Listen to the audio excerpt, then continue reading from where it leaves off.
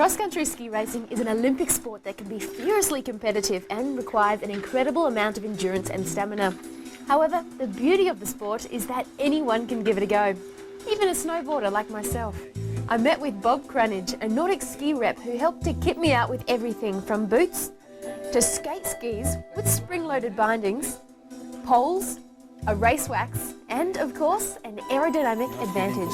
Slinky, shiny, lycra racesuit. So our next step is to get you across into there. This is an Adidas suit, okay, and the green and white colours, Australian team colours. You're going to look as though you're Lycra. Well, there's a first time for everything, isn't it? That's good, Ramon.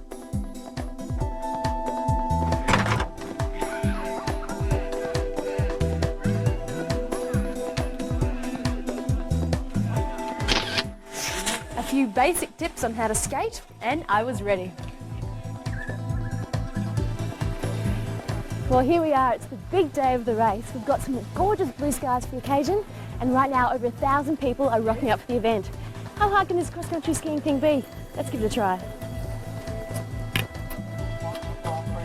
The Hoppet is the largest cross-country event in the Southern Hemisphere, attracting 1,200 competitors from over 20 different nations, amassing some colourful and unique people. Starter in the Hoppet. Oh, lovely. Lovely. So what if the weather was really bad, would you?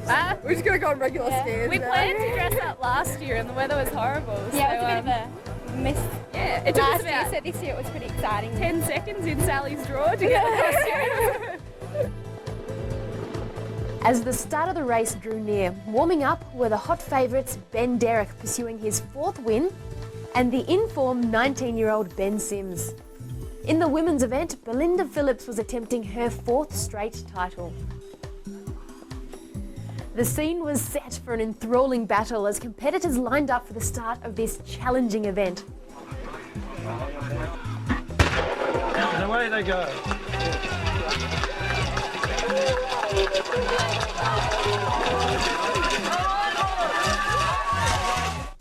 The lead group set off at a cracking pace, and these athletes keep up these intense speeds for the whole 42-kilometre marathon circuit.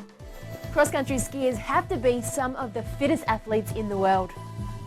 While the professionals were on course, I was doing some final preparations for the 7-kilometre Joey Hoppet. While I looked the part, I wasn't necessarily feeling it.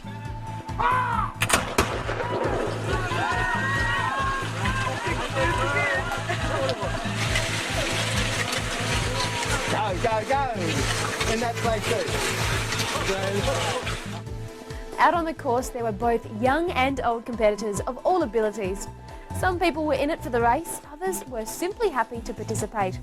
While most people cruised along comfortably from the start, it took me a couple of kilometres to work out my coordination.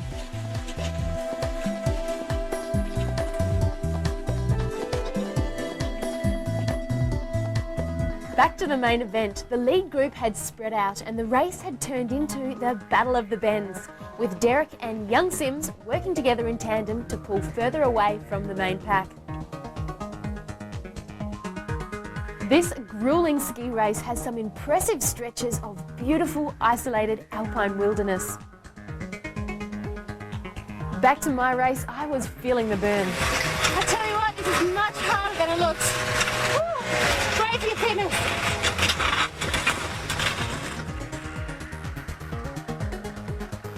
Resting in tuck on the downhill, I soon got into a rhythm on the next uphill, but I couldn't believe the number of young kids that powered around the course with such ease.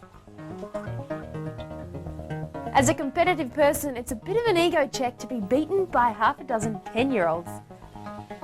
I was just getting the hang of it when I crossed the finish line in 24.5 minutes. That was insane. That's the best workout you could have asked for. I'm hooked. I want more. I want to do the Becker Party next year. While I was relieved to be finished, the two bends continued to fly around the longer course. The snow conditions were fast and the trail grooming immaculate. It was still anybody's race. But with just 3 kilometres to go, Ben Derrick kicked into high gear and took the lead ahead of Ben Sims.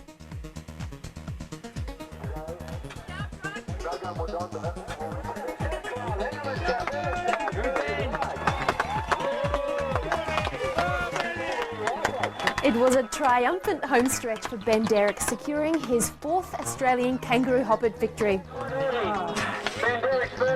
Ben Sims crossed the finish line soon after, which was an incredible feat for someone so young. The respect between athletes was obviously mutual. In the women's event, it was a much closer finish, with Claire Louise Bromley edging out Katie Calder to land first place. Winners are grinners, but the real winner for the day is cross-country skiing itself. With its broad appeal and colourful characters, the continual growth of this sport in Australia is ensured for years to come.